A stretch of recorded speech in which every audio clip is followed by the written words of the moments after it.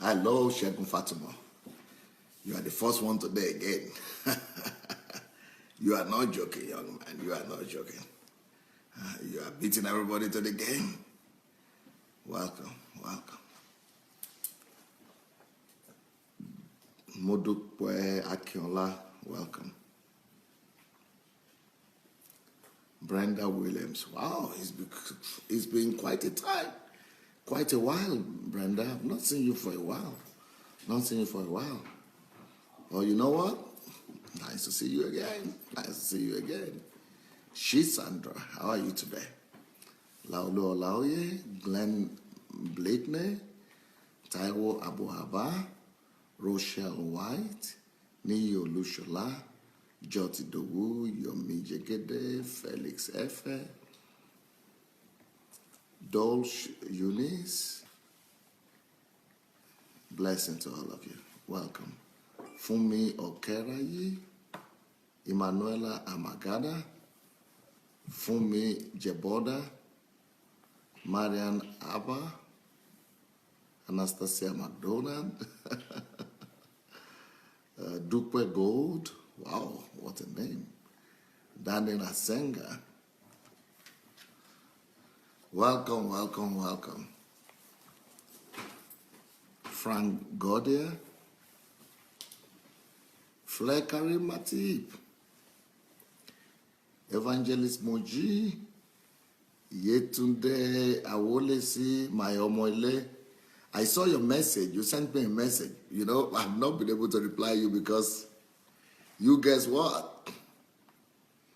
Apart from my normal, reduce that you follow. Apart from my normal schedule. Sorry, I didn't get. Apart from my just put it off. Apart from my normal schedule, you know what? I'm adding HMT to it.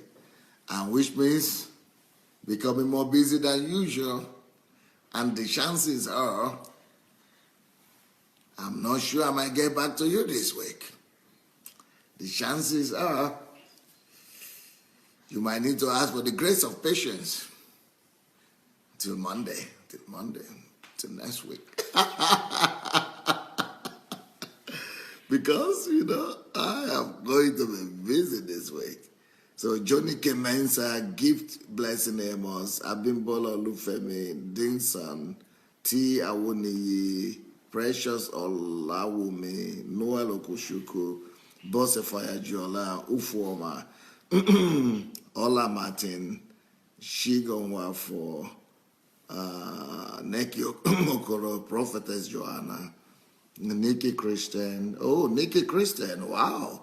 You've been lost for a while. Welcome back. Enoch Walk, Prof. Daniel. Welcome, everybody. Gladys Unshan, Jake Oke, John Ojewale, T.Y., Gift Blessing, Glenn Blankley again. Yep. Well, welcome everyone. I think I better start on time. Because yep, I think I better start on time. Okay, Precious Olawumi said it's the first time she's here. All right, if you are here for the first time, there is a tradition that we go by, which is we will all need to go share the link. There is a button under your video somewhere there. You should have a button there. The way for you to get a copy of this message is for you to press that button. It's called share button. So if you share it, you'll be able to get a copy of it. It will come to your timeline, which means you'll be able to watch it at your leisure and at your convenience.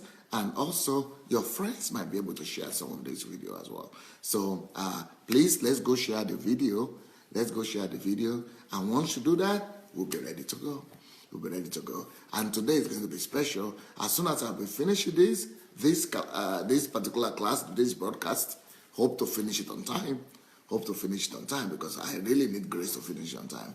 And once we finish on time, I will be ready to go jump right into the train and go to the HMT class. HMT class, it might last like for 2 hours or 3 hours, just my session.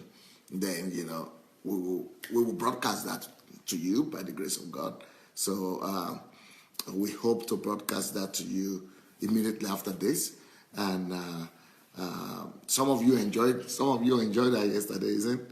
I saw some of you actively participating, even though we were there for almost 3 hours. But you were very active, and I think you were satisfied because we had altogether we had 27,000 views just for yesterday. 27,000 views of the HMT in the evening only. So, so that means that somebody got some people involved, or you spread the word somehow. And well, my own daily broadcast is not as popular as the HMT yet. I'm still in the 10,000 range. But yesterday night was 27,000. Anyway, here we go. Difference, or what did I call it in itself? I forgot. Difference between. Okay, did I call it the difference? I have to be exact. Let me see what I wrote, Yeah, I think it's the difference between men and women, right? I didn't say a man and a woman, but I said men and women. So the difference between men and women. The difference between men and women. The difference between men and women. So yesterday I started this, and of course, I was at the receiving end, both on the side of men and women. Some men were not very happy because of what I revealed to them about women, and they was coming at me and challenging me and trying to correct me, which is okay. Then some women were not happy to discover that men are actually who I said they were. Well, can I do anything about that? I just have to tell you what is the truth. And I cannot change that. And some women just said, no, we can't believe men are like that. No, well, this and that. Well, you are giving them excuse. You know what? Do you just want me to tell you what you want to hear? Or you want me to tell you the truth? It's not about what I think or what you think. It's just what we need to know about each other. And so that we'll be able to make adjustments. And but yesterday I had to block one person. Unfortunately, I had to block one woman that went and said. Each time I said no, she wrote there. This guy is saying no. This guy is saying share the link because he wants money. So I'm not going to share. And if you are sharing it, you are making it money, because the more he shares, the more he gets views, and the more views he gets, the more money he collects. I said, that's not about Pastor Sunday. You could talk about money with anybody going after money, but I've never asked for anybody. In fact, people ask me here, how can we give to you? How can we donate to your ministry? Or I cannot get this for free. I need to give my tithe to you. I said, take it. Take your money. Take that tithe and look for people who are less privileged than you. People who are desperate around you.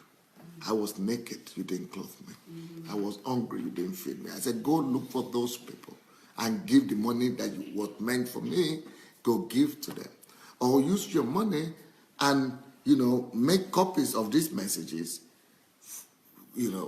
put the photographs on Pastor Sunday on top and say he's the author at least, and then go to sell those cassettes.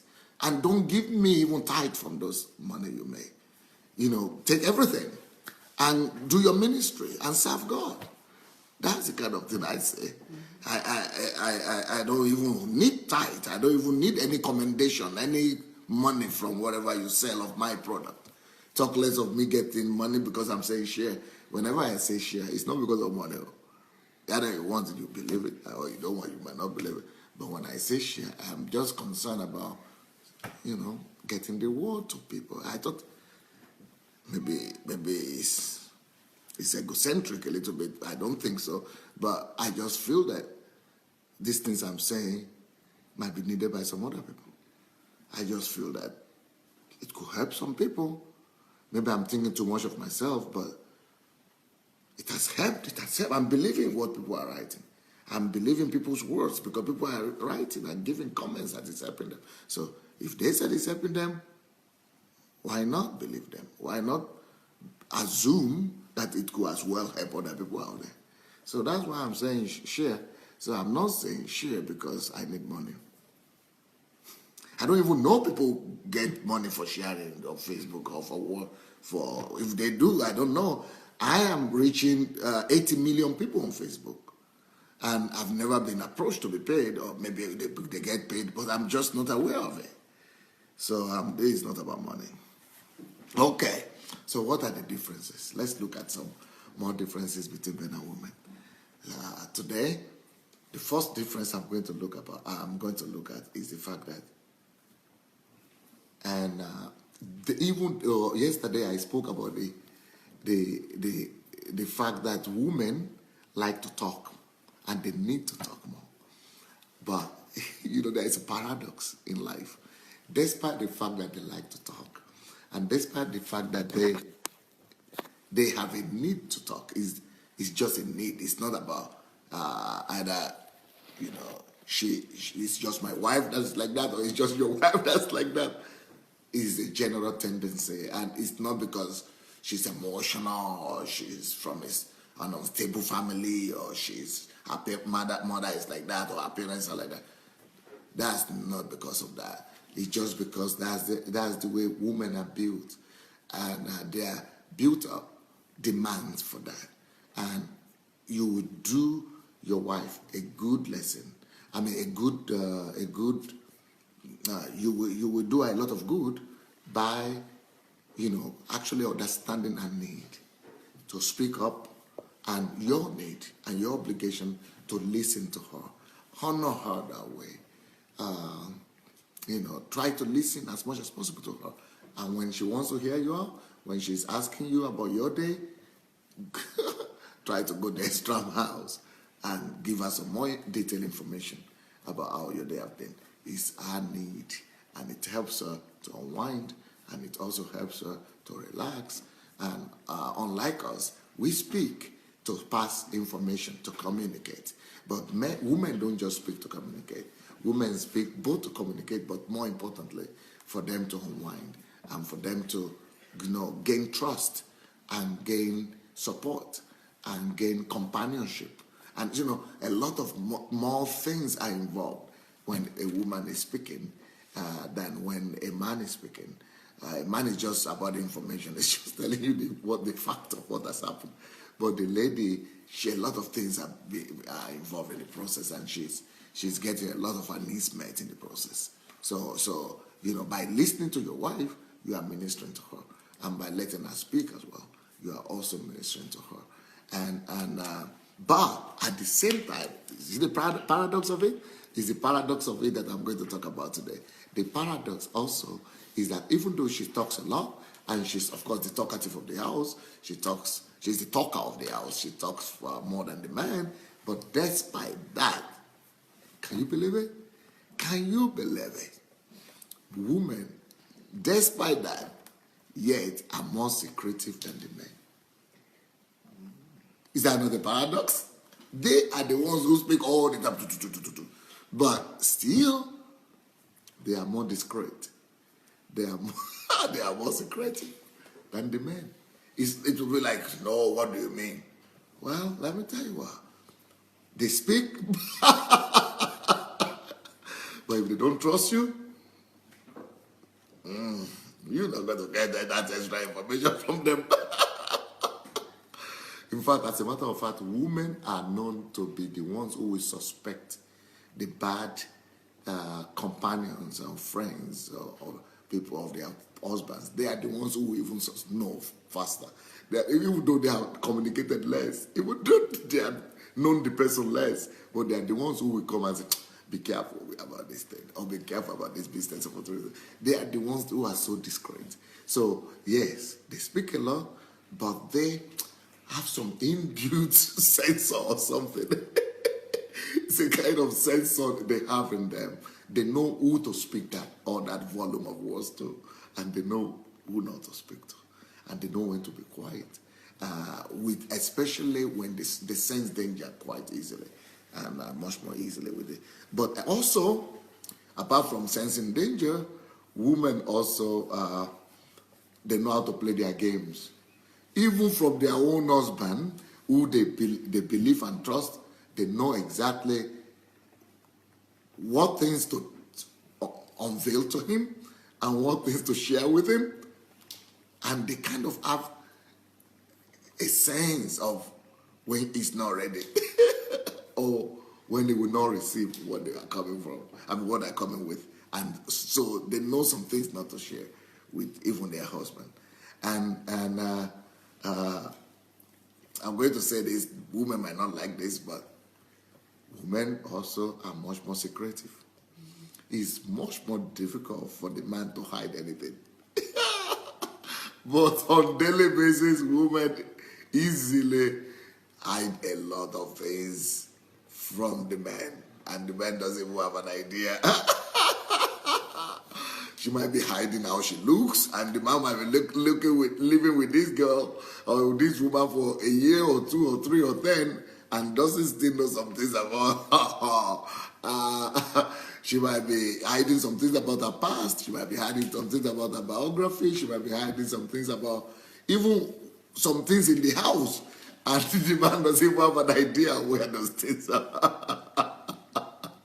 So women, they are skillful in hiding stuff. They can be very skillful in hiding what they don't want people to know. And you could say they are more cunning. I'm sorry, the ladies, for this using the word, but the women could be cunning in a way that the men won't even notice. And to a large extent, let me tell you this: women know more than they are saying. Women know and understand more than you are saying. They are smarter than you are willing to give them credit for, or they are even willing to expose to you. Sometimes they might step back and not really let you know, or don't even want you to know that they are smarter than you, and you'll be thinking they are not as smart, and they don't know as much. But so that's another thing about women. So you could trust them more. And but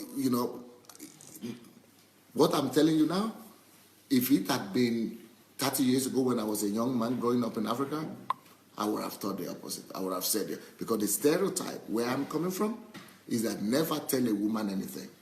That is the stereotype from the culture that I'm coming from.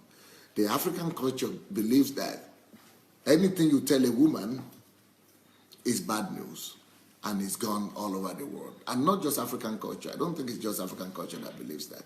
Most culture believe that women are just so, they are just, they don't control anything. They cannot control their tongues. They cannot control their secret. You cannot tell a woman a secret. Maybe yes. Maybe a lot of secrets have come out through a woman. Maybe a lot of women have, if you need to use, you can always be free.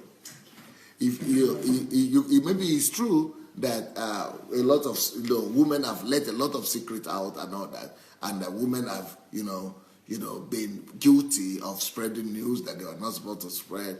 And a lot of people, even like in Africa, a lot of secret societies don't allow women to join, and they don't even allow women to see them what they do, because they believe they are built on the notion that women cannot be trusted, and that women will go about telling stories and telling everything. I don't know where they got that from.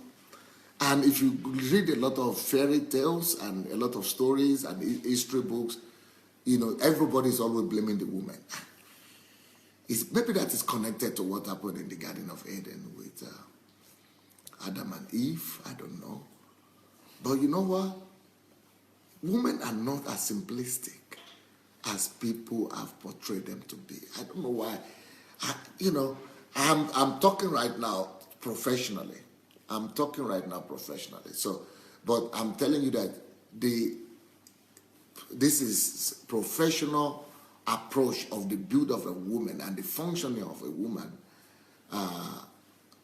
tells me that she's more discreet and she's smarter than we think.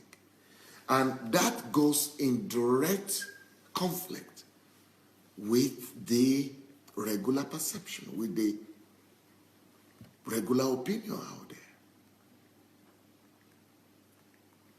But let me tell you, that is the truth. Any man who has been married to a woman and has lived with a woman, and they are close with that woman, I'm not talking about having 2-3 wives and you don't know any one of them, but and you just assume what everybody says. But if you really know your woman, I think you will have to agree with me that women are smarter than the impression they pass across. And that women are actually smarter than the culture is giving them the benefit of. And women are not so foolish like the culture and tradition is saying, that they are just talking and they're just loose can, and you know that they just let anything go and you cannot trust them, you cannot. Maybe there's some truth to that, but you know what? I would rather hold on to science than to fiction. And science says that women, yes, among themselves they could talk about everything, but they need trust to talk. They are not just the kind of people that anybody could just walk up to and tell them on something about their family or their lives or some secret, and they begin to tell them. I think you need to touch the heart of the woman. You really need to open her up before she could, expose everything to you like that. And the nature of women betrays that notion that she just an open tap and gushes out everything. I think women are much more complex than that, and they are much more discreet than that men are giving them. Than the world is giving them credit for. Okay, you know what I think? Since I'm we are at HMT season, I will reveal to you some secret now, because I have some HMT participants here, just a few of them, in this room with me. I think it might be helpful to hear their opinion about that. And maybe not everybody, but any one of you want to say. I think it might be interesting. Just let's hear what you have to say. Let's hear what you have to say. Yemi, you are very smart. What will you say about my point that I've just made? Okay, there were several things you said, and I was making my own notes so that I could come back to them as you were speaking. I do. This is Davida. This is Davida, by the way. I do identify with both sides of a woman speaking a lot and a woman not speaking. And as you said, I guess a woman would speak a lot where there's trust. I would use my own personal example. There's some men that I've met in ministry, and when I was pastoring as a woman, and their hearts towards me, they would check on me, how's the ministry going? Their hearts towards me, they were not my pastors, but they had a pastoral heart towards me. They were caring about me. They were so concerned about what was going on for me as a woman in ministry. So a person like that, there was a particular person, they became, I could trust them with a lot. They actually became a very great confidant for me. But you have other people, and as soon as they talk, you know that this is a no-go area for me as a woman. You just keep you communicate, you relate, but you have your boundaries because of the perspective and where they're coming from with regards to women. The perspective of a woman is very different. Yeah. So yes, I believe that there has to be that element of trust, and even within the marriage, when a woman will talk a lot to their spouse when maybe they've just gotten married. But when the trust element, maybe you've told the husband something about your past, and then in an argument, it becomes something that they use to batter you. Every time, something that God has forgiven or God has moved on from. Now you just thought, okay, let me just share it with this spouse. And which might be maturity, spiritual immaturity on the part of the male. But so when they batter you with it today, they apologize, they batter with it tomorrow. Next time. Women are right in that. You are so spot on there. Saying. Okay, thank you, ladies, for your support. Yes, so what a woman does is a woman withdraws and begins to learn what information to share. I mean, a woman would share with her friends, this is what I did. You know, I told them about this and this is what happened. You know, because a woman does need support. Like you said, a woman needs to talk. And if a woman can't talk to their spouse, they'll talk out. They're looking for a way to express themselves, to express their heart. So they'll talk to other people. And then they begin to, I don't believe that they go into the marriage to be secretive. Most of them don't, unless they've had prior experience, depending on how they've been brought up as, you know, they might have come from a family where there's a lot of competition with their two wives, and there's a lot of strife going on in the extended family. People come with that baggage into the marriage, so they're already hiding things in the new marriage. Yes. So yes, yeah, trust is a big issue. I believe that in a marriage, transparency is so important. Okay, what about, I don't know, you've been to Africa, right? Oh yeah. So are you familiar with what Africans believe that women can be trusted? That women can't be trusted. They cannot be trusted. Yeah, that's what I because said. what they say is that even secret societies will not even allow them. They kind of treat them as outcasts. Okay. As if anything they know that the whole world has known. Yeah, I can understand that, Okay. and I can understand that, and that might be true as well, because when it comes to, I mean, a man, like, you know, the build-up of a woman might be more emotional, like you said, you know, so a man under pressure relates different from a woman under pressure. You know, men go to war, they might put them under pressure, they have to keep the oath of honor. You know, for a woman, it's probably different. You know, so what you find is, yeah, so a man might be put under all sorts of pressure. They will still keep that honor.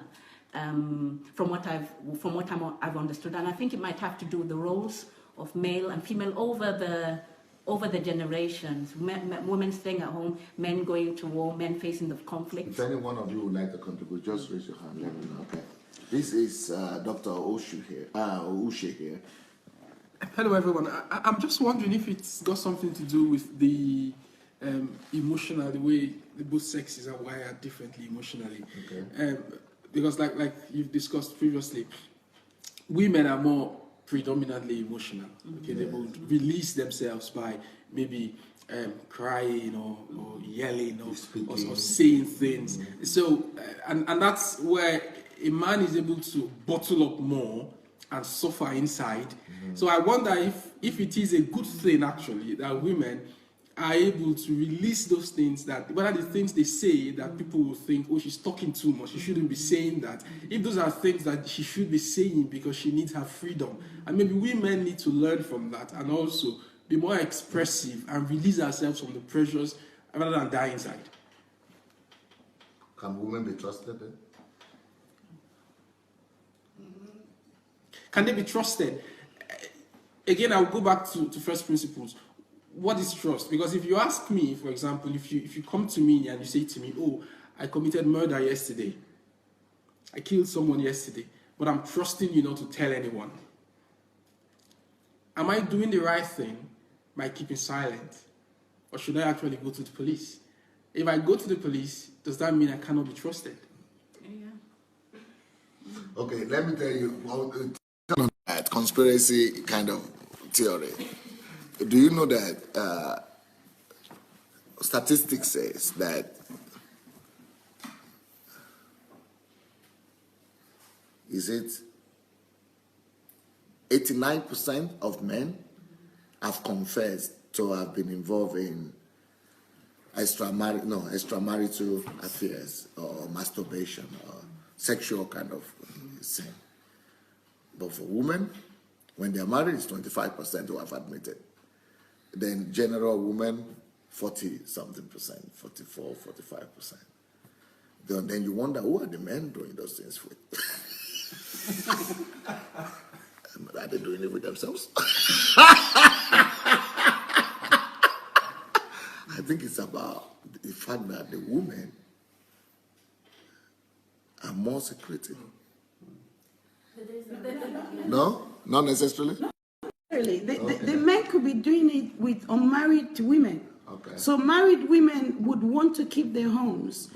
Women, right? Yeah, definitely. Married women want to keep their homes. But let's get back to the area of trust. Okay. where you said, because I believe Can that women be passionately, yeah, definitely. And the reason they can be trusted is that women are not loose cannons that can just talk and just say anything, But anyhow. the culture says they are.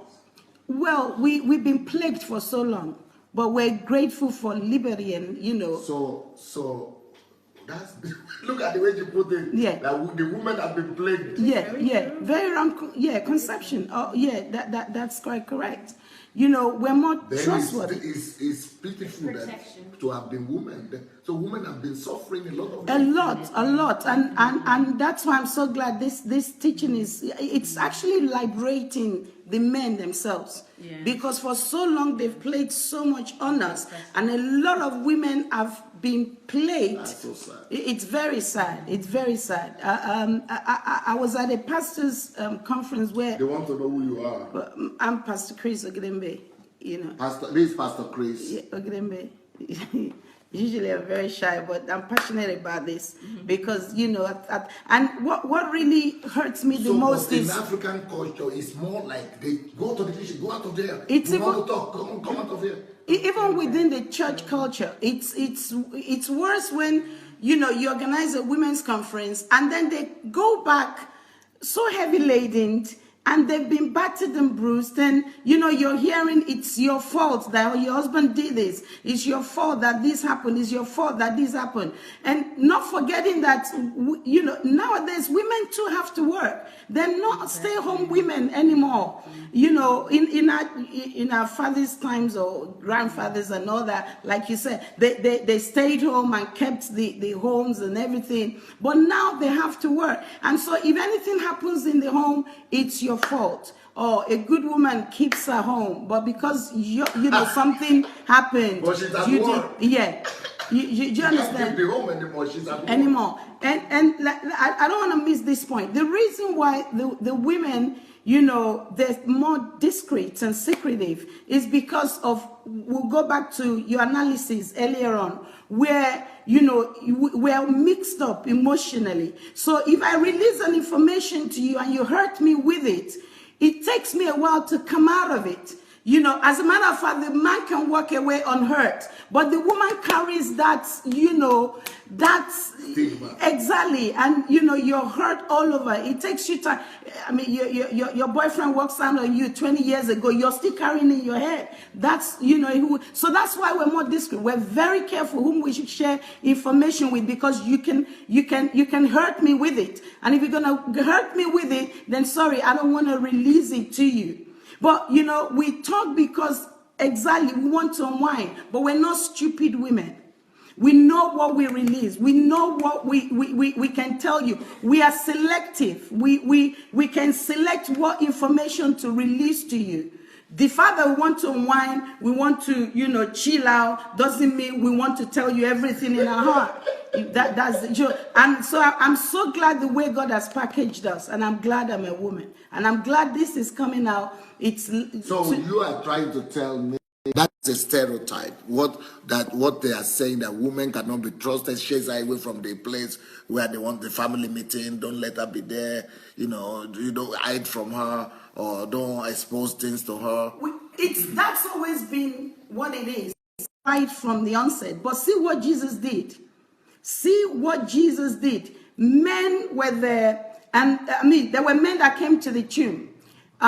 When Mary came, Jesus, even the fact that Jesus hadn't gone to show himself to the Father, he had to make a detour. He had to come by to let Mary know, listen, I appreciate your love. He was basically telling the whole world, look, I'm putting a signature on womanhood here. He came by and said, even when the woman approached him to touch him, he said, it's okay, don't touch me yet, because I've not yet gone back to the Father. But I want you to know you're important. You are an important species. That's why I came by, to let you know that I am no longer in that grave. So Jesus himself, God himself, places an importance on us. I mean, look at everything that God made. Because of time, I'm not going to go into it, but let me just analyze it. Each time God, the Bible says God made something, it says, and it was good. The moment God created woman, and woman was the last creature, the moment he created woman, look at your Bible very well. It says, and it was very good. Very good. Very good. And that was the last thing that God created. So I think, the whole world should begin to look at us differently. And we've carried so much stigma, and it's time for deliverance. And if our men can get this right, then we'll have our homes settled, marriages will work, and women will be liberated. Women can be elevated to their, main positions. Even pastors' wives are told you're supposed to submit to your husband's ministry, as though you don't have your own calling. You have, God has not created you for a purpose. So if the man does not have a calling, you just follow dogmatically, and then you go into what? Into nothing. And whoever is saying that they're sharing to make money is just an ignoramus, they don't have a clue. This is, you're sharing to liberate humanity. Basically, that's what it is. Pastor Sonny could be making money. He doesn't even know he could be making money. But, now you're helping us that we're going to let him know how he can make money. Amen. But it's basically to liberate humanity so that we have a different way of women. Let me tell you, a woman out there, because there are so many women suffering. So many women have died prematurely. So many women, because they look right and left. There's nowhere. You go you go here, they blame you. You go here, they blame you. Even the church blames you. You go to a women's conference, they tell you it's your fault. Then where do you turn to? So to me, this is a liberation platform. And I pray that every woman out there will be liberated. And I pray that every man out there will begin to see their women as, something special. They have a destiny. They have a destiny to fulfill, and somewhere that they're going. So we just want to appreciate you for this platform. I said that God bless you. They are saying they love you. They are writing the comment. They said they love you and you are spot on. A lot of ladies are commending your words. Okay, you wanted to? Yeah, I just wanted to add a little bit to that. I think it's just a lack of understanding. The culture is, when you look at the culture, there's a lot of darkness in the culture. You've done a lot of analysis of the woman, the nature of the woman, and things like that, and what you're doing here. I don't really believe that men are wanting to really be oppressive, but that's what they are told. They're told that this is their role. The church tells them that this is their role. And they've read scriptures and it's been passed down. So when they're trying to be who they are told to be, but it's not working because there's brokenness. Somebody is hurting. Even the men are hurting, the women are hurting. Society is hurting because of the blueprint is wrong. Caroline, you are a young girl. You are a young girl, just starting your own life. What's your contribution to this district? I definitely agree with what has been said about, I don't think that it's our nature to be secretive. I think that if the world were perfect, women would be very open and they'd be very trusting. I think that the society makes us secretive. Like she said, if we have experienced someone using what we shared against us, why then would we put our neck on the line, the stupidity. What about then people thinking that women are not trustworthy because they share everything? Well, it's kind of like the way that, in the States, I'll hear Nigerians say, oh, I don't want to go back to Nigeria, those people will kill you. But it's if you don't take care of your own people, of course they're not going to take care of you. It's kind of like that. It's like we are made untrustworthy by those who don't trust us. Do you know what I'm saying? It's a vicious cycle. It's which one came first, the chicken or the egg? It's not that they don't trust the ladies. They just say that the ladies, they talk a lot, and because they talk a lot, that means that they're going to reveal a lot of secrets in the wrong places. Well, we talk 20 times, 20,000 words a day. And it's because, here's the thing that I find funny, because I'm actually not a talkative woman. I'm not. Maybe I've learned that over the years, but what I realize is that I will talk to women, or I'm not even talking, but when they are talking, like you said, Pastor Sunday, we can hear more than what you're saying. Mm-hmm. And when women are talking, sometimes they're talking you to distract you from what they actually Wow. are feeling. So sometimes I'll listen to a woman talk, and instead of listening to what she's saying, I'm wondering, so what are you hiding now? Like, what are you trying to distract me from? Wow. You know, sometimes women they have an insecurity with being in control, and so they'll just. So they are not an open kind of like. No, but they will sound like it because they're saying a lot of words. But the internal dialogue is really what you want to get to. But that comes like was said here with trust. If you really want to get a woman to talk real, you have to gain that trust. Otherwise, she'll just be flying words in your face. It has to be in trust. Exactly. So without trust, they will just be distracting you. Yeah, but you think she's saying something real. I've done that before too. When I don't trust them and they want to know something, I'll just start talking. They think they're getting something. You know, that is one point that I have not taken time to explain yet. That women will use word actually as a protective edge. So women will use words to protect themselves even from the very thing that you wanted to get out of them. And this is very smart, very smart. But let's go back to the diagrams and the photographs of why women are like that. And I want to let the men understand that, you know, we shouldn't be so negative about these women, about women in the sense that they cannot be trusted and they talk a lot. But I think we should begin to believe them. These are what the ladies are saying, that they know what to say at the right time.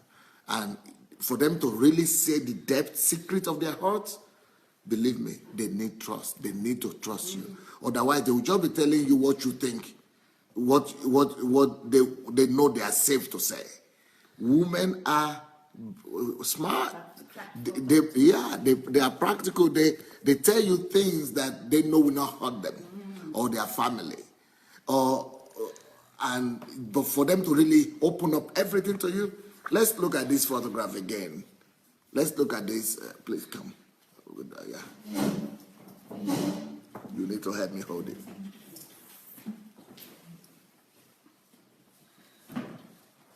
Okay. Let's look at this photograph again. This is the way women are wired. Now, this is the man. Yeah. This is the man. You see, let's say this is the body, that's the heart, that is the emotions, feelings, this is the mind. So man, it doesn't work automatically. So if anything affects his emotions, he has to intentionally permit it to go to his mind. Or he has to intentionally permit it to affect his heart and all that. But with the woman, anything that is going on in her life is affecting everywhere. So that's why she needs that urge to unwind and speak and release the pressure from her, because everything is pressurizing her. Now, but the thing is, you see, she's interwoven, and that means that you need to discover her. She's not out there. You need to unravel her, just like this. Sorry, just like this. Don't go yet. Just like this thing here. Yeah, these sulfates. So you need to bring her out. Huh? It's not showing? Yeah, you need to begin. You need to pull, but normally it's like this. It's inside. So there must be some form of effort, and that effort for the lady is trust. It is trust that derives more, and the more trust, the more comes out. The more trust, the more comes out. The more trust, the more comes out. If they are not less out, she can go back inside again and hide in a shell. I don't know if you get what I'm saying. So that is why that photograph is so important. So you need to open her up. It's not that women are going to just talk to everybody about everything. You need to unravel her. You need to open her, and that thing that opens a lady up is the love and especially the trust. She has to be able to trust you and open you, and be open to you. Yeah? Okay. Yes, sir. I just want to go back to the secrecy issue. Yeah. And I'm looking at it, and I know that the secrecy, I've seen and I've heard of situations where women use secrecy in a negative way. But sometimes I've also heard where people use it in a positive way, similar to Abigail in the Bible. So sometimes, and I think the difference between the two have to do with something you've taught us earlier about, which is the maturity, the spiritual maturity. A spiritual mature woman might think, okay, this is not the time to expose it, or this is not the time to share that bit of information because it won't be accepted, and still carry on doing certain things for the family, for the benefit of the family. But a woman who is immature or maybe more carnal might be doing it because of the wrong reasons.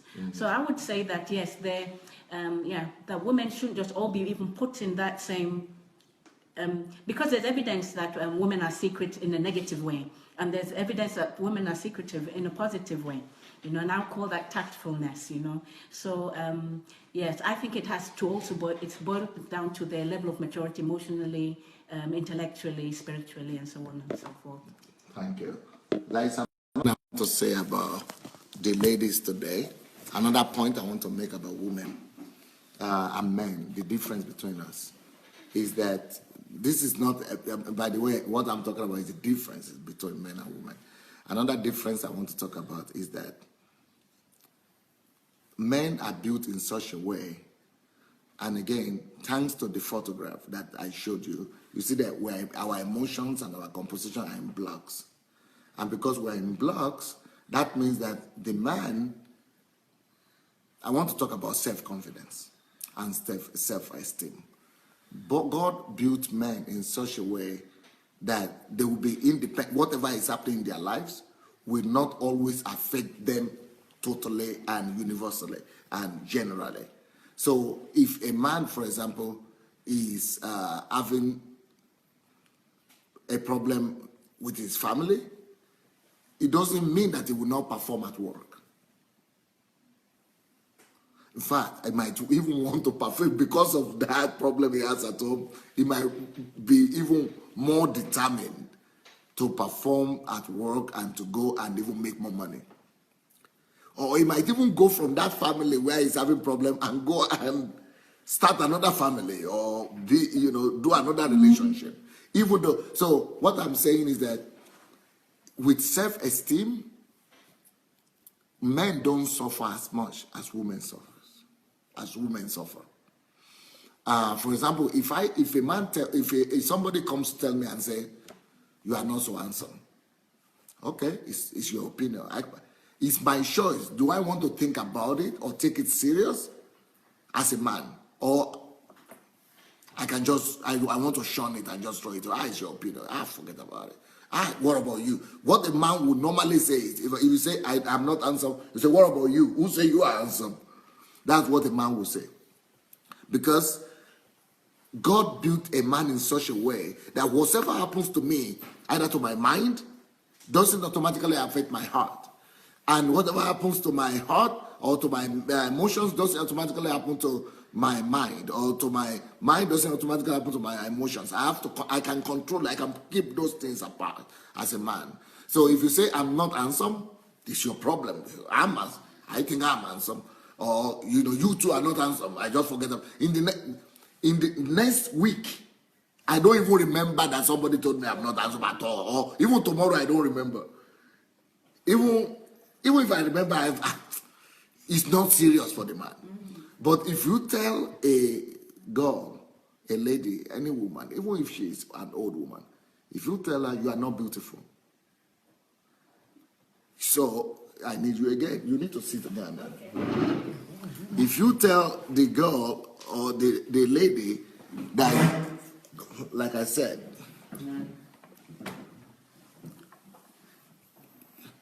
yes. So like I said, let's say this is the body of the man. You just told him he's not beautiful, he's not handsome. That goes to his ears. It stops in his ear, but it doesn't go to his heart unless he allows it. You see, there is a thin line between those blocks. That thin lines are permission. It is his own willpower if he wants to let this thing affect him or not. So he could say, oh, why is it saying like that? Why did he could begin to think about it if he wants. So he can allow it to go to his mind or to his heart or to his emotion if he allows it. But for the woman, you see, the yellow is that that's where the body is, and that's where she heard it in her ear, that you are not beautiful. It goes spiral automatically. It affects everything because everything is built together. So she begins to suffer. I want to use this opportunity to talk to men.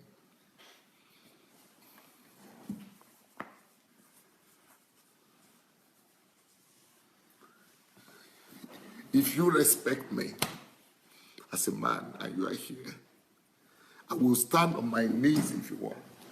Never you tell your wife, your daughter, or your sister,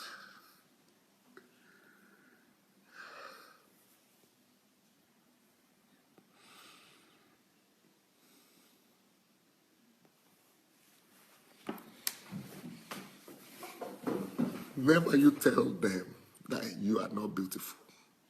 Never you tell a girl, even your girlfriend, that you are ugly, or you are not beautiful, or you are fat. I don't know. See what happens in that photograph. It goes beyond her hearing it. A year later, she will still be fighting that. She will still be struggling with that. Not just a day later, not just a week later, not just 2 weeks later. A year later, 10 years later, she will still be remembering that.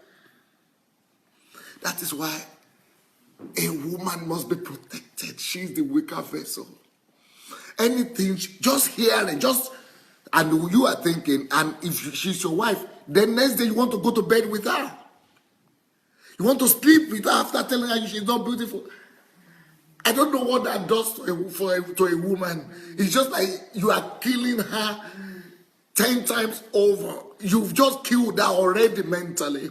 You've just killed her emotionally, psychologically. And now you want to sleep with her. It's like you want to rape her. And that's why rape is not allowed.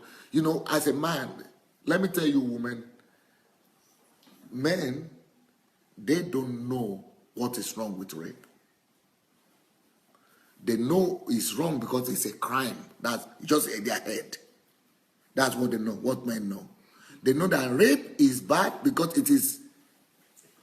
it's a crime. But they don't know why it's wrong. 90% of men don't know, they don't even think about why it's wrong. And many of them do rape without even knowing they do rape. Because they force a woman to do what she doesn't want to do. They might even be their husbands. They force a woman to sleep with them. They force a woman. Any forcing of a woman is equal to a rape almost. Because if you force, why is rape bad? Please help me hold it again. Why is rape so destructive? You see, let's say the body, this is the body here, or the yellow is the body. Anything you do against the body, automatic. She doesn't need to give permission to it. It's even beyond her will. She doesn't even need her own will. It automatically gives her abuse. That violence is a violence not just over her body. It becomes violence over her spirit, over her mind, over her emotions, over her feelings, over her heart. She is totally dejected. It's like a flower that is totally crumbled, a flower that is totally trampled on everywhere. So any kind of offense to a woman, not just for example, I say you are not beautiful. That is as bad as a rape for a woman. But you see, they have not criminalized that. Nobody has criminalized that yet. Physical rape has been criminalized. If violence. But do you know that as a little thing as you are not beautiful, you are ugly, that is as bad as rape to a woman? Can you believe it? That is as bad as a rape to a woman. Why? Not as violent physically, but it's as bad. Emotionally. If you say she's not beautiful, it's as bad as a rape. Because he's going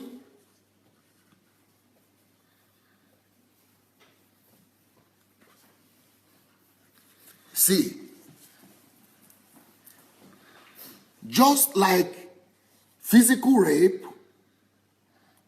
goes and affect all part of our life, that is how words goes automatically as well and affects all our body. So any kind of abuse, any kind of insult, any kind of demeaning of a woman, any kind of insult, any kind of abuse, what are the synonyms? What people abuse, insult? What are the things? Anything that crushes her, anything. Yeah, anything that violence, any form of violence, oppression, even spitefulness, any kind of spitefulness, any kind of thing. It's anything that affects her goes all around. It's like a poison and destroys her on every level. Even shouting, even raising up your voice, even rebuke, Or ignoring. even ignoring. Ordinary thing like ignoring could be damaging. Talk less of, you know what I see men do? Men go and begin to rebuke. They say they are correcting. So, and they are telling me, when I said never correct, don't even practice it to begin to sit down your wife and begin to rebuke her. And they said they not lecture them, they correct, they rebuke, they say, no, I'm just correcting her. She's beyond correction. Why is it that you cannot even take her? I'm correcting her, reprimanding her and chastising her. So chastisement and talking to her, you are this girl, I'm your husband here. They don't know that it's even as bad as a rape also of a woman. Can you? Because why is it as bad as rape? Because this biology is not even a choice. So we wonder, why is she crying? Why is she crying? I've just started talking to you and she started crying. Why are you crying? Because, you see, even that kind of reprimanding, even that kind of abuse, even that kind of correcting, what you call correction, is as damaging as any rape or any danger or anything. It all goes viral in our body. You see why God said women must only be treated as co-heir of heaven's God Father's grace, as princess and as a weaker vessel. Don't violate. It is against our nature to be mistreated. So even though the lady that was caught in adultery, she was guilty, Jesus didn't say she didn't do it. And Jesus didn't say those people lied against her. They didn't lie against her. But even though she was wrong, but you know what Jesus did? Because they brought her so that he would reprimand her. They brought her so that he would judge her, condemn her, and pass some judgment on her. Well, you know what she did? She went and stood between her and her accusers. She fenced her.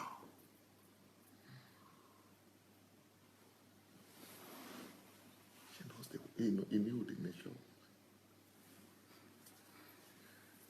He gave protection. She was guilty, but that is not an excuse to crush her. She did it, but that still is not a reason good enough to destroy her or to put her down. Okay, when the other lady brought the oil, the alabaster oil, and the men, some men started talking, and they were starting to rebuke her. He stood again and defended and protected. He knows something that we still don't know very well. Yeah, he knows the nature and the composition of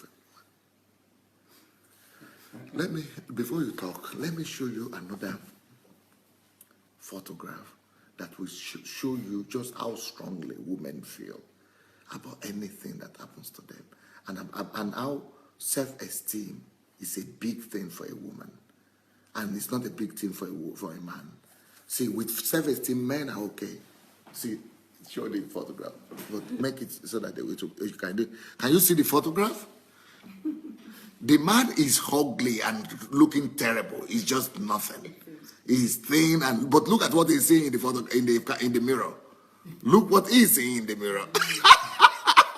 Look what he's seeing in the mirror. He is a cool guy.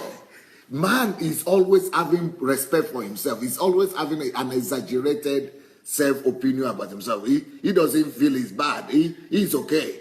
But look the woman now. Look at the woman. She's slim, trim, okay. But she is already damaged, having doubts and lack of confidence. That's why a woman needs compliments all the time.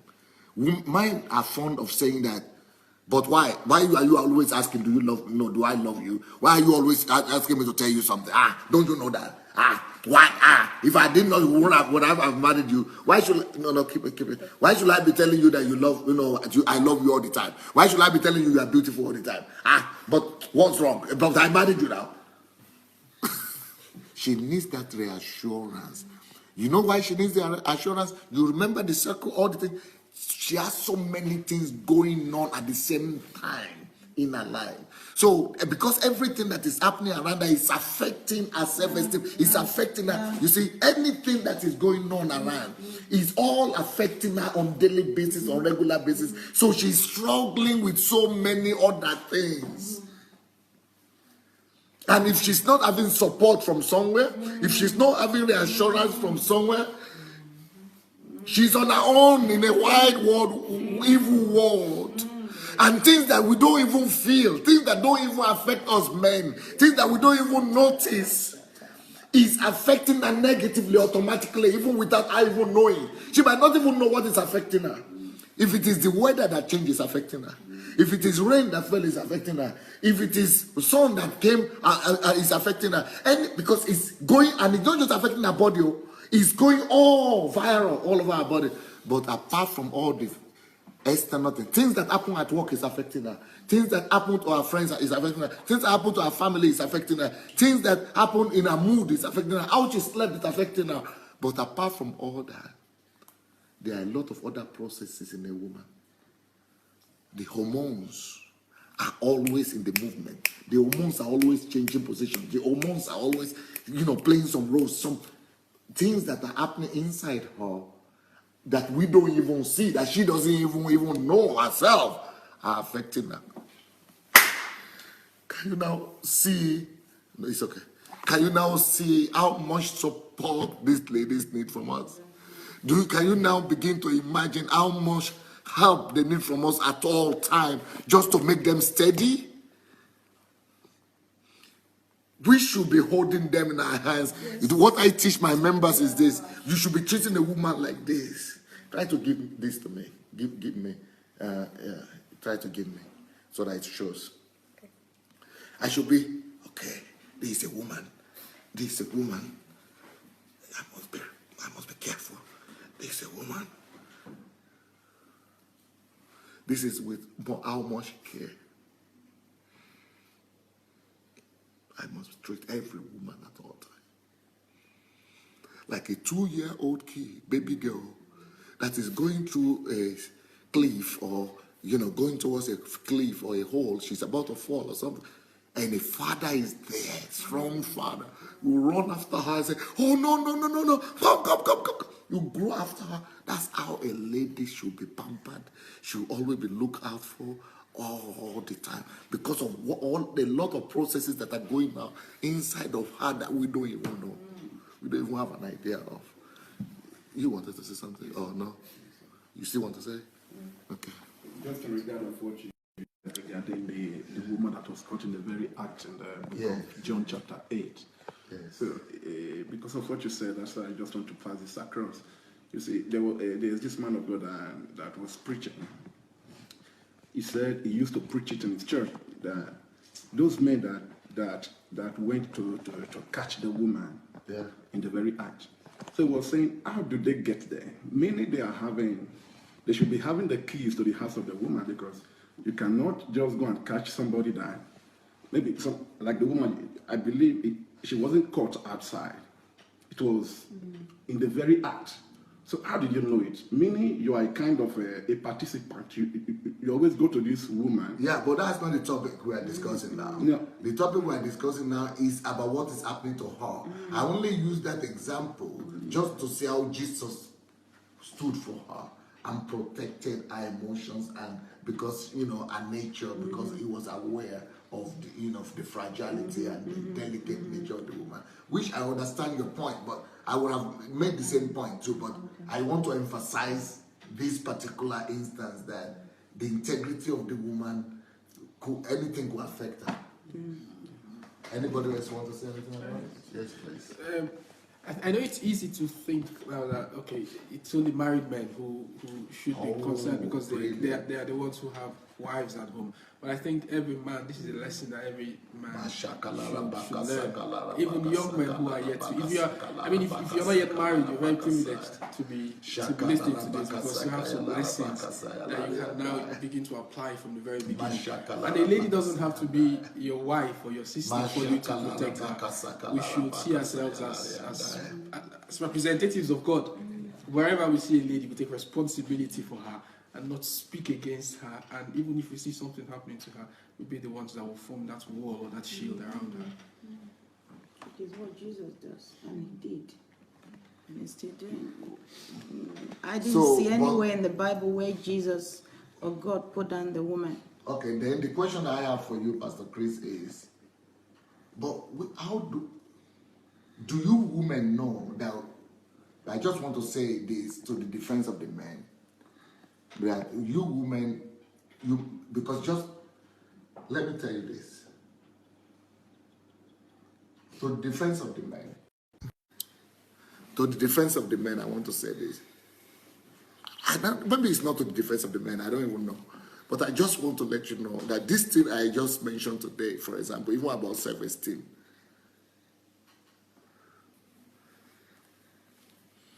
I didn't know it.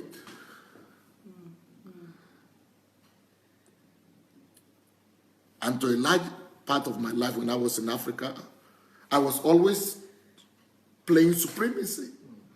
I was always trying to break the girls, stop them, from competing with me or prove to them that I was better. I never knew how much damage I was causing.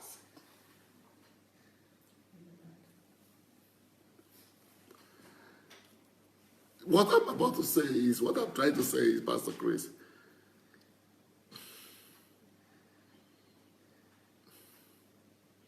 men are trying to crush their wives into the families, abuse her, put her down. I think we are just not aware of the vulnerability of the women. That's it. That's Jesus. Men are not aware. What do you say to that? Do women know that we are not aware, or women don't know that we are not aware of? Women have no clue. Men have no clue. And that's why this platform is, what you're revealing, it's like, everybody's saying, even the men are saying, wow, I didn't know this. I could have treated my wife better. I could treat my wife better. I could be treating my girls better. And, so men are starting to change, knowing that this is the composition. And, it's just lack of knowledge, basically. It's ignorance of how we were packaged by God. But, my own point is that Jesus didn't treat us the way society has been treating us. So we look at even Sarah. Look, take two scenario for instance. God goes to an angel goes to Sarah, says, by this time next year you're going to have a child. The lady laughs and as if to say, all right, yeah, for real. I'm how old and I'm going to have a child, and she gets away with it. But then comes Zechariah.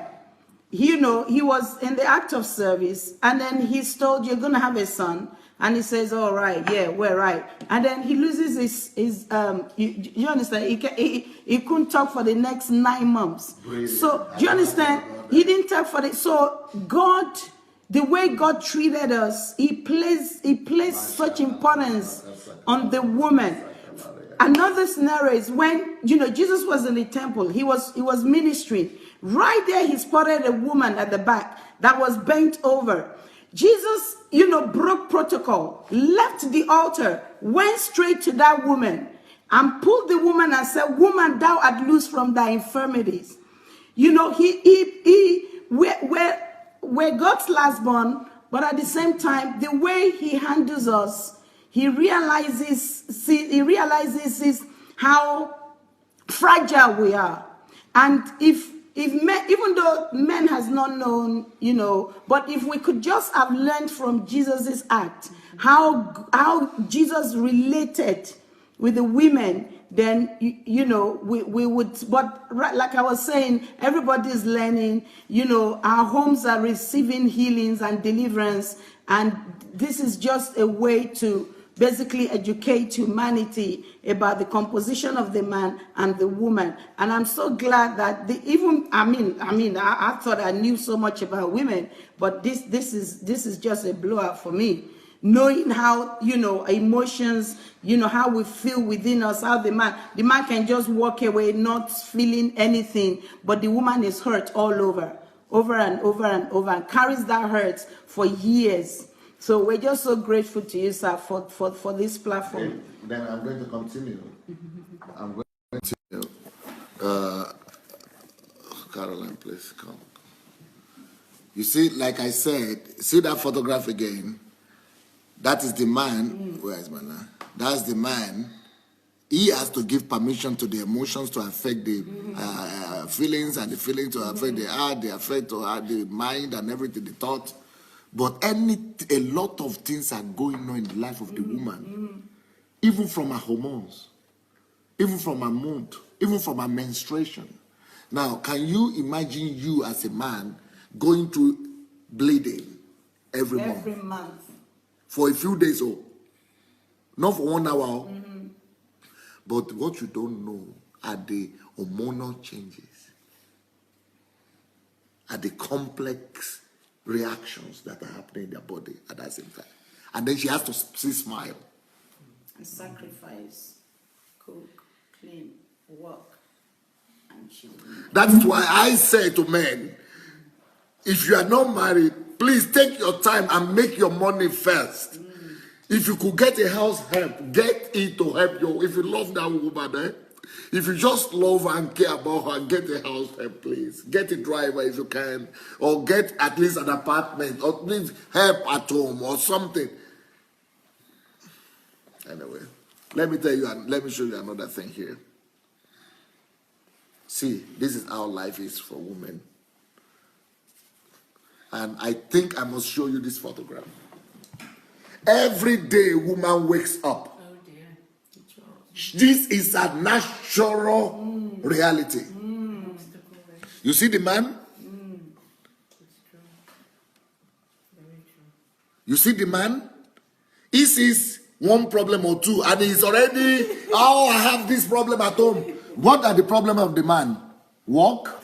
That's all. And maybe emotions, or maybe his relatives. Two problems that the men are always thinking about at one time. Work. Oh, I have this challenge at work. That's all. Men don't have any challenge. And apart from work that we think about, maybe family pressure, that's it. We don't have any other problem again. No man thinks about more than two problems at a time. Work and maybe family or so. Nothing more. But for women, they don't even know it. They don't even know what these things are. They are just there. Just wakes up. Yeah, I agree. She has automatic obstacles in her mind, in her emotions. Why? Because all things are wired together. So any little thing that happens anywhere is affected. So her life is full of obstacles from morning till night. Let me show you another thing here. Let me show you another thing. Even when she wakes up in the morning at home, when she has a good home, a secure home, she just wakes up in the morning. Look at this photograph here. This is the man, no? He wakes up in the morning, he's thinking of food. Or if he drinks, he's thinking of beer. Food, food, one straight line. When we wake up in the morning, we don't even think about anything, no problem. We don't have problem. Either it is food or work or dress or just going to work. Men don't have problem, but woman just wakes up from her sleep like this. See all things that come to her mind. Thousands of problems right on in her mind immediately. This is apart from children, no. This is we are talking about single here. This is even not children yet. These are not children of all those things yet. Not married, no husband, no. These are just single. Yeah. She's already having so many complex things to think about every day. She just wakes up in the morning. Then, just that men will have an idea of how complex the life of a woman is. For example, you invite a girl or a woman to the restaurant. Let's just go out. That idea, you think you are giving her a gift. Let's go to a restaurant. For the man, he goes up, he thinks about the restaurant, and then thinks about woman. This is the man, restaurant that he's supposed to go to. Then when we come back, we will have sex. Then I will sleep. That's the whole life of the man. We are going to a restaurant today. After that, we will go and eat. After that, I will have sex. After that, I will sleep. But just the idea that she's going to a restaurant, see how many complications. See so many other things that she has to factor in. Just to go to the restaurant, no. She has to think what to wear, how to look, what cosmetics to do, what hair to do, what salon to go, who she will meet, how she will meet, what she will pick.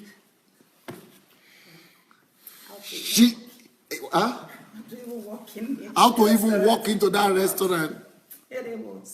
Because everything is connected to this. Intertwined.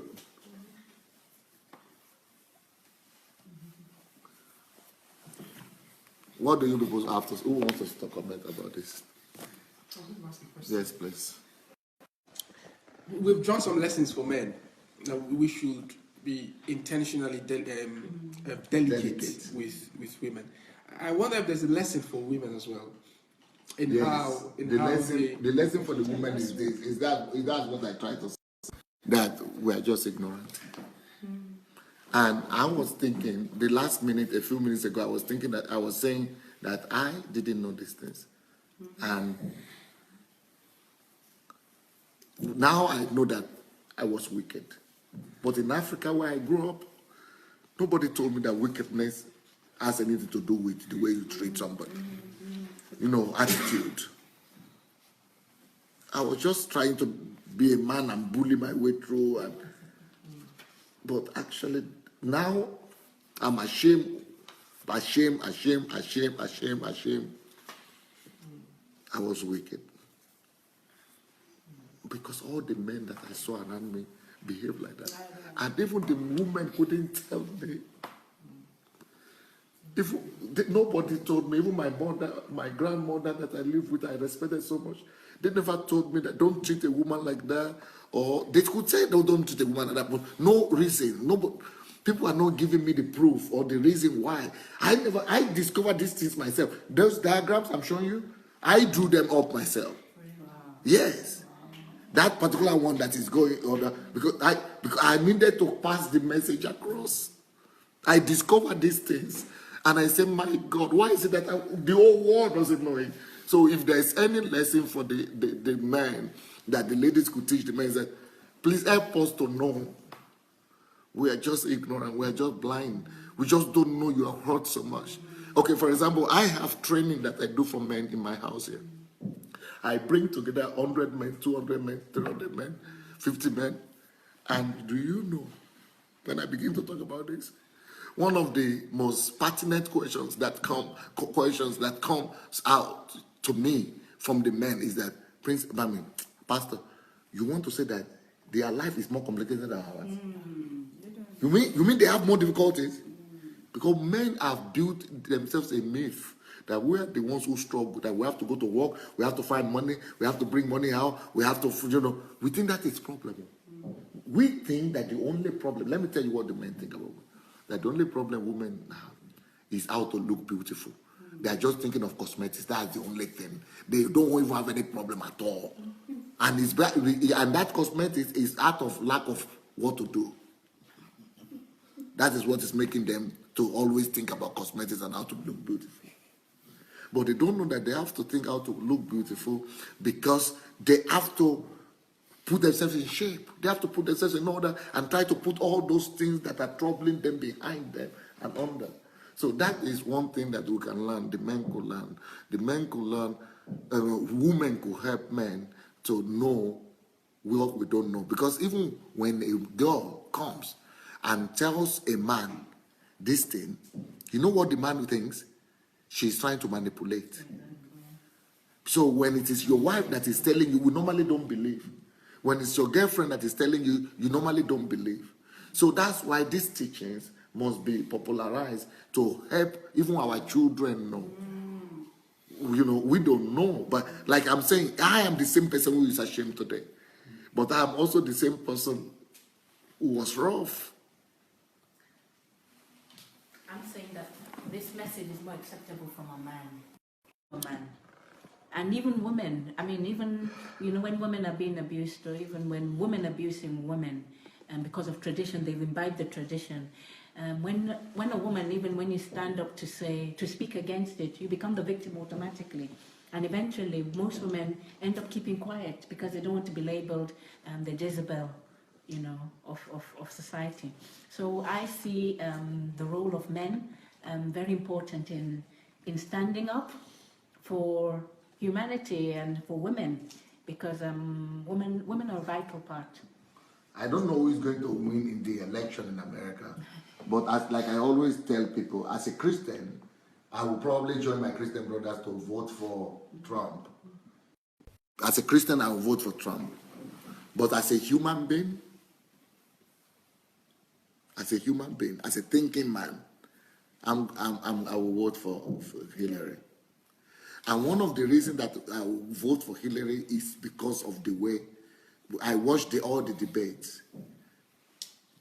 We were still, even this man was using bully tactics against a woman. You don't, from what I know today. And you know what Christians were doing? Pastors were going on the internet. Oh yeah, she's going to jail. Ah yeah, bully her.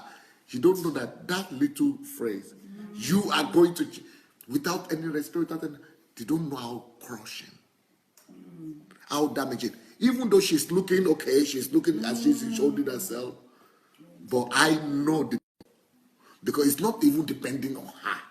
That thing that is all together, you don't treat a woman like that. Don't be so. But she is very tactful. She is always respecting. She is always saying things right, you know, without his personality. She's always making the facts without touching his personality. But he is always his personality, reminding of the husband and what the other did. And then bullying, crushing of a woman. Do that to her husband. To do that to a man. But It's emotional abuse. Emotional abuse that no human being in America stood up to point that out for what it is, that is an abuse right there on the stage of the world. I'm surprised nobody is saying that. It's accepted behavior. Sorry? That is accepted behavior. No one's going to stand up to it because in their minds, well, Hillary should know, you know, she should become the man in this situation, basically. In everybody else's man, Hillary should become a man in this situation. What do you mean acceptable? What is acceptable behavior? It's acceptable behavior for a man to behave that way. To be bullying a woman in an arena that's considered headed by men. Do you know what I'm saying? It's a men's territory. Yeah. So it's like saying this is a man's world. Yeah, it feels up to. So they feel like, okay, she's a woman in the man's territory, so she should behave like a man. She shouldn't be hurt like that. She shouldn't, you know. So a man has the right to treat her that way? He doesn't. But the thing is, it's accepted because people in their mind are saying, well, this has always been a man's arena. Yeah. So if she's going to come and fight with the big boys, she has to act like the big boys. No, they have to treat her like the big boys. They have to treat her like the big boy. Otherwise, you know. They have no other way of treating her. They don't know if they don't know.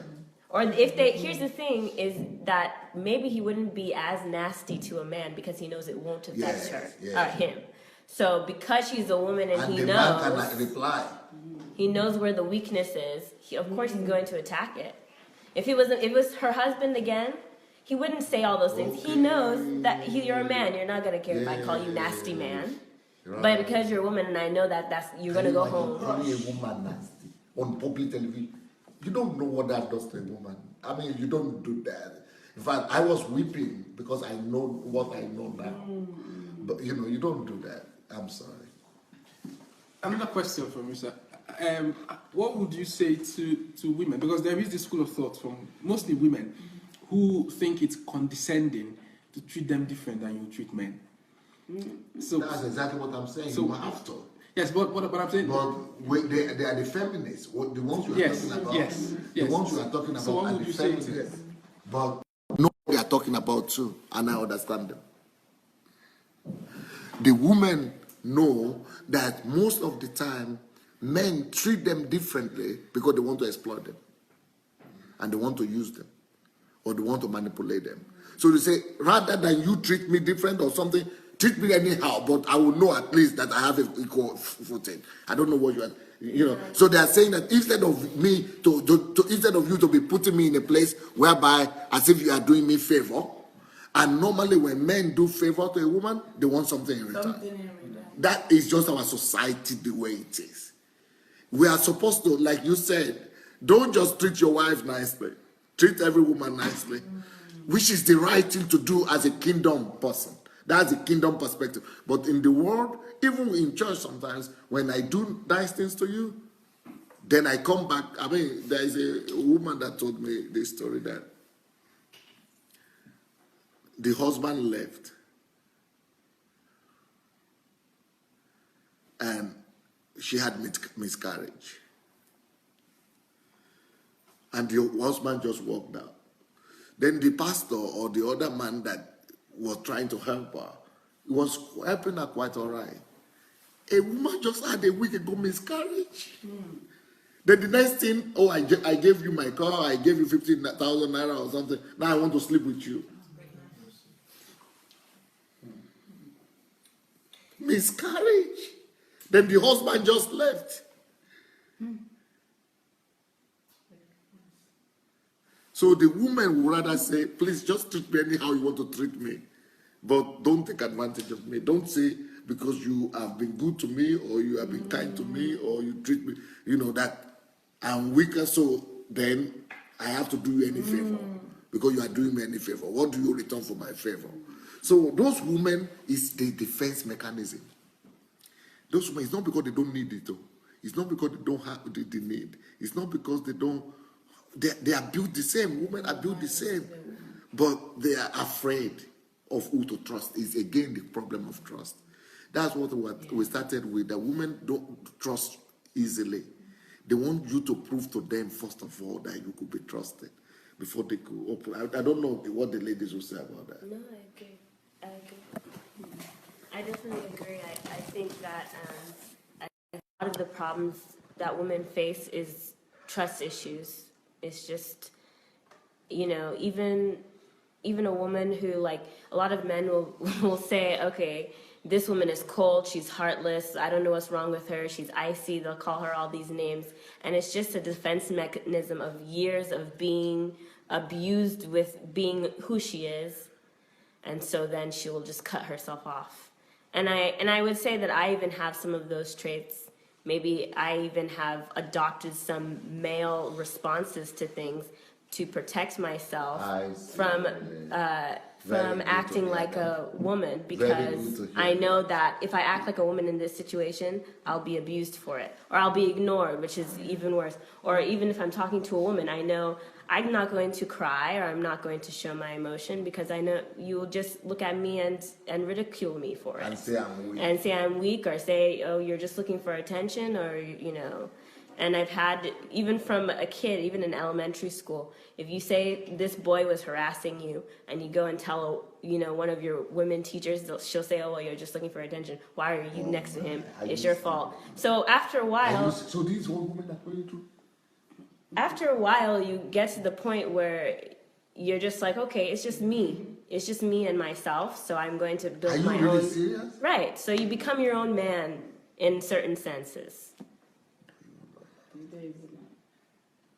So women are forced to hide even the suffering they're going through, just so that people will not accuse them, turn around and accuse them. It's not. I mean, here's the thing. Even if I continue to go back and forth, if you're just going to accuse me and not solve my problem, I'll solve my own problem. Do you know what I'm saying? If I go to you and I'm just getting accused, okay, fine, maybe I'm at fault, but still the problem is here. So what I'm going to do is defend myself. What I'm going to do is build my own wall, be secretive or whatever I need to do in order to be, like I said, kind of become your own man in certain senses, because there's not a protection, there's not even a sisterhood. I think even our sisterhoods have been broken down by this kind of mentality that, women can't be who they are in certain situations, and if they are who they are, well, we expected that, and we can't trust them, and it's just like she said, you go here, you're blamed, you go there, you're blamed. So after a while, you become your own wall. And that's why rape a lot of men who rape get away with it, because the women that are raped can't open up. You open up, you're told it's a lie, you made it up. And so she'd rather just sort of like keep it to herself and suffer and just cry. And then that's why it's many years after they've been raped, they come out. We had a case in England where it was after the guy had died that the women were now coming out to speak out. But wait, he's gone into the grave. But to them, he was an icon. If I should tell this, they're not going to believe me. If I should go to the police, oh, this is a guy that's well-known, philanthropies, doing this and that. This is exactly my story. They are right. Yeah, they can. In African culture, it's even worse. You have the uncle, and then, he tampers with the girl, and the girl tries to talk to her mother, and she thinks that, all right, I think you're making up something. And then she can talk. And then she endures that over and over. That abuse continues for years until they grow up. I have cases where I've had to, basically, have to get them. Stand for them. Yeah. And so it's a real issue, because anywhere they turn to, they're not believed. My. There's a sister here writing, Fumi Onifade, yes. She is saying, in the Middle East here, women are not to be seen or heard. Can't eat in a restaurant without the husband. So what about if she's not married? So she's second class. Can't drive. Must walk behind, etc. Thank God for a freedom in the body of Christ that we have, and that we are discussing these things to bring freedom to people. So these questions actually are there. Only nobody is raising them. Only nobody. It's even worse in Asian countries. In England, they have something like in the social realm, they like making things child-friendly and things like that. But I would say that the world isn't woman-friendly at all. Are you serious? Oh, definitely. What world? Our world generally. Even in England? Well, we belong to different worlds. We belong to the church world. We belong to. So it depends on where you find yourself. But the church world is more accommodating to the woman. Not that I know. Not that I know. Especially with the progress of women in ministry and women being all that God created them to be, it hasn't been very woman friendly. To me, we will get there. To me, we will get there in the church. I think the church issue has been that we've been religious.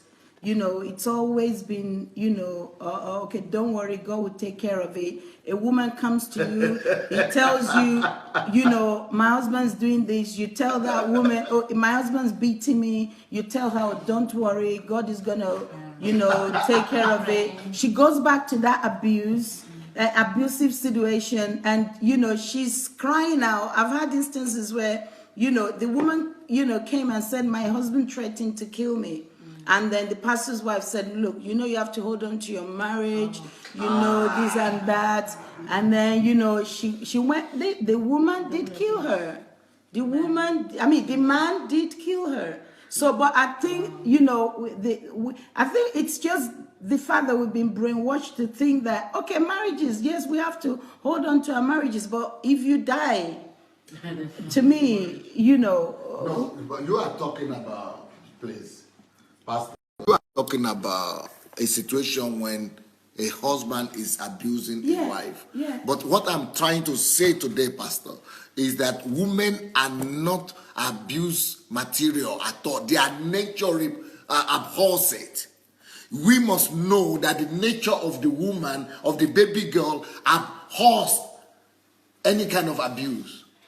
Your nature doesn't tolerate. Abuse me instead. My nature tolerates abuse better. That's what I'm saying.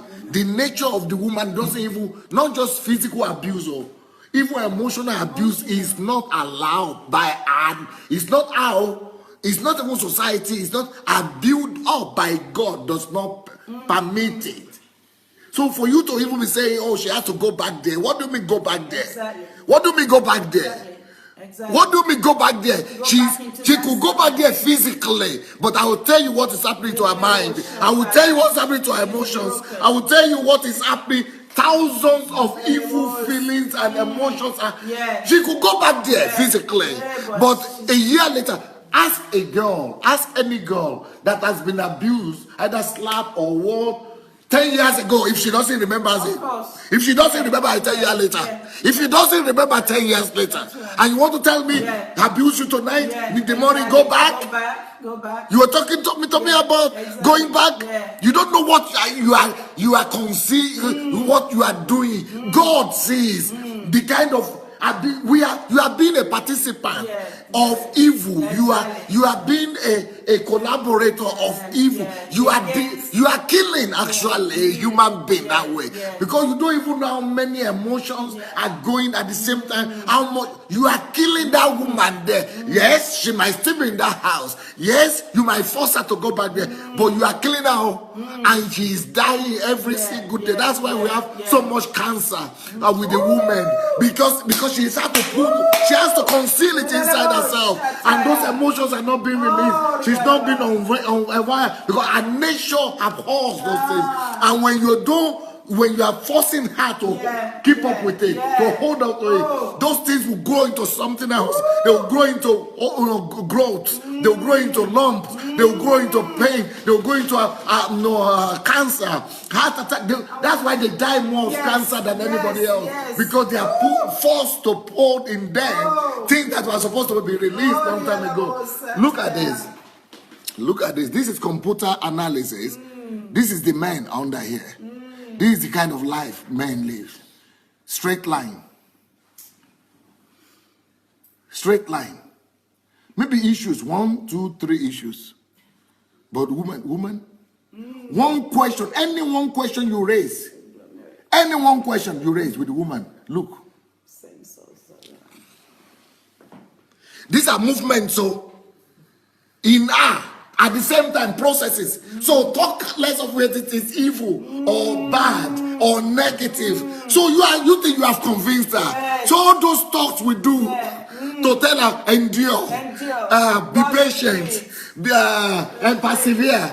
See what you are doing to her. All these things are happening anyway. She might be silent by closing her mouth, but you are killing every cell of her body. See how many things a woman has to deal with every day. Any question, this is just the question here. Any single question that is raised is causing all this commotion in her body. And the man is just like straight. You just think about it or you take decision. Yes, sir. Thank God for this wonderful teaching. What in this case now, what is the church supposed to do to help the men in the kingdom? To help the men in the kingdom, because very good question. Because we have very good question. We have families that are suffering from this kind of even inside the church. So what is the church should start to be real. We need to start to be real and stop being religious and face reality. We need to face reality. And there's this thing where the individual becomes an outcast. because she takes a stand, moves out of the abusive, relationship, and all of a sudden, oh, she's divorced, she's a single mother, she's now, there's now a stereotype. The church should wake up to reality. We are losing too many women. Too many women are dying of cancer and leaving children motherless. And the church needs to wake up and face reality. Some men are even writing. Some men that we are crying, we are weeping. We can't believe it. Even men can't believe this. I think one of the things that pastors do, what you said, one of the things that pastors should do is at least. Yes. Pastors should begin to show empathy, understanding. Yes. Pastors should begin to let people know that they understand these issues and begin to raise the issues at least. Pastors should begin to talk at least about these things. And it's pastors that even preach the pulpit against this set of people. Oh, you can't hold your home. It's because you are this. Some of them don't even feel comfortable in church.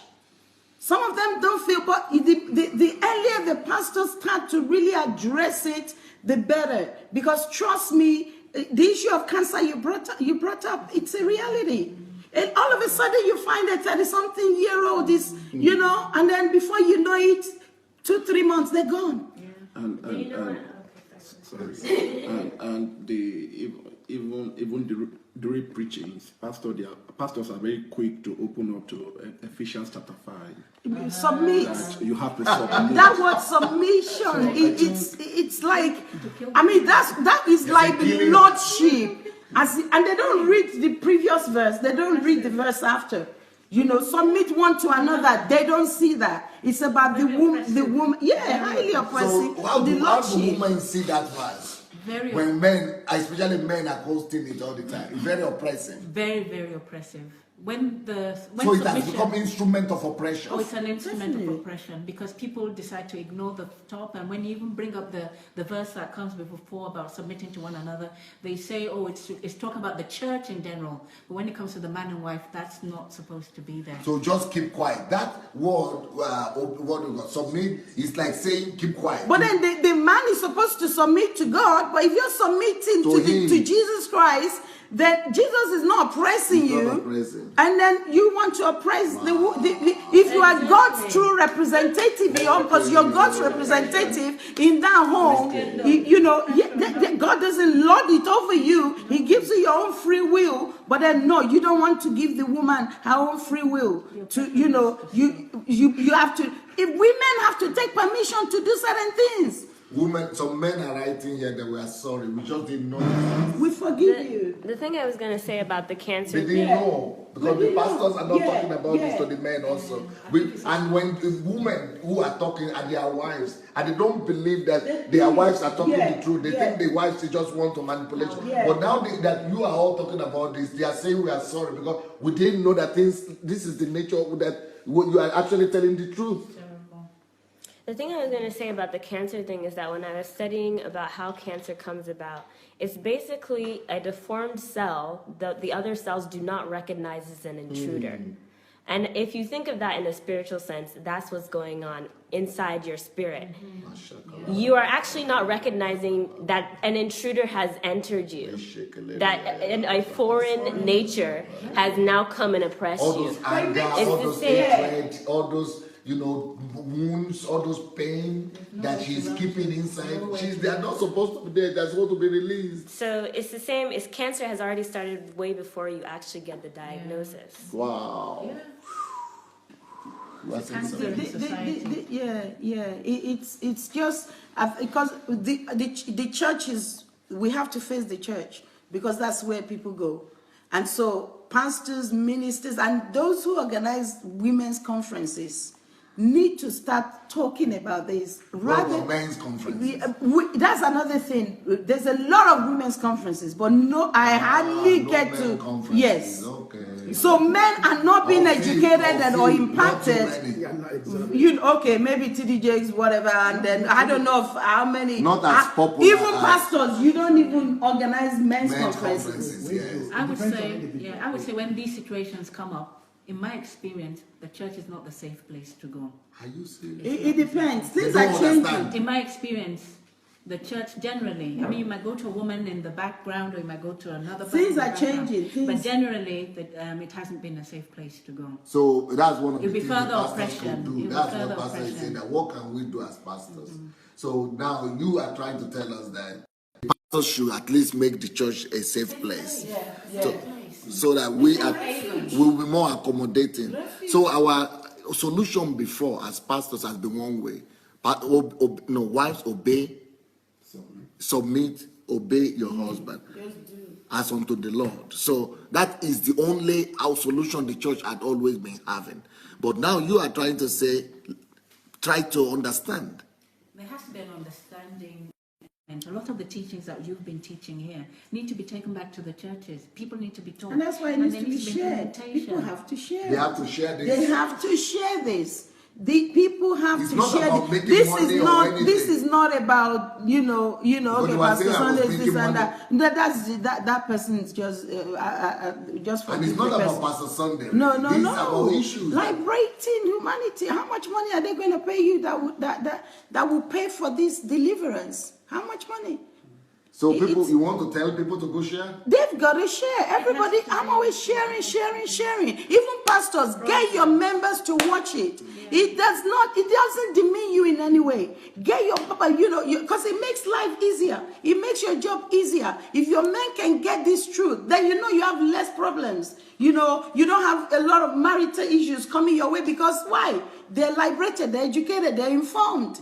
This is purely, we can't even pay Pastor Sunday enough for this information, for this, deliverance. I would just say that half of the body of Christ has been oppressed, and time has come for the liberation of the body of Christ, the men can't be liberated and the women oppressed. The whole body has to be liberated. Okay. Awesome. And I want to join all the men that are here who have been weeping and crying just by knowing. You see, just by knowing. And I want to join everybody and say, in the name of Jesus, God help us. Help us, Father.